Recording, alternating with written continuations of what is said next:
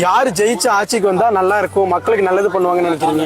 ரெண்டு ஆட்சியுமே வேண்டாங்க, புதுசா வர்ற ஆட்சி வரட்டுங்க. சத்தமா சத்தமா மை டியர் அங்கிள் கேக்குதா?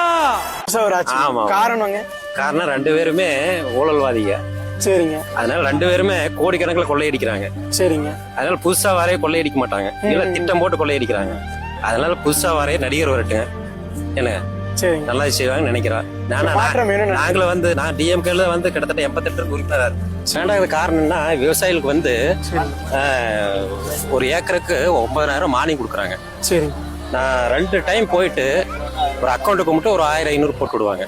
சரிங்க. விதை அதை இதை கொடுத்துட்டு கணக்கு கழிச்சிட்டு மண்புழு உரம் வந்து மண்புழு உரம் எங்களுக்கு தெரியாது கிடக்குது.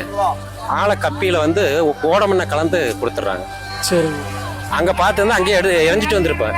வீட்டுக்கு கொண்டு வந்து பார்த்தா இப்படி கீழே மண்புழு உரத்துல மண்ணை கலந்து கொடுத்துறாங்கன்னு சொல்றீங்க? ஆமா, ஆளைக்கப்பி இந்த இது சக்கரம்ல ஆளைக்கப்பி இருக்குல்ல.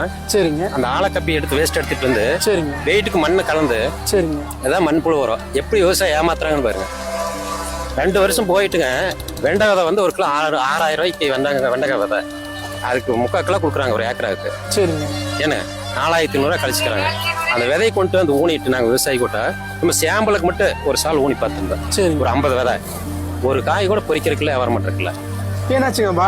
பூரா இதை விளைநிலம் வந்தோடனே காய் முத்துனாயே போயிருது. சரி சரி சரி. ஏன்னா அப்போ ஒரு ஏக்கராவுக்கு அந்த வெண்டை விதை ஊனி இருந்தால் விவசாயினுடைய நிலைமை என்ன? இதெல்லாம் தெரியாதா? 2 டைம் போய் வாங்கிட்டு நாங்கள் அந்த பக்கம் போறதில்ல, 4 வருஷமா போறதில்ல.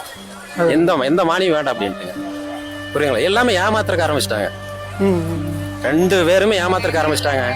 2 பேர் நல்லா 88 டிஎம்கே உறுப்பினர் இன்னும் இது வரையில் இருக்கிறேன். இனிமேல் அந்த மாதிரி இல்ல. புரிஞ்சுட்டீங்களா? புதுசா வர்ற ஆளுங்க வரட்டு. இது போட்டு இடத்துக்கு. ஆமா, புதுசா வரைய வரட்டு. நாம் தமிழர் கட்சி சீமான் வராரு, விஜய் வராரு. 2 பேருக்கு யார் வந்தாலும் சரிங்க. சரி. ஆனா பழைய ஆளு வரக்கூடாது 2 பேருமே.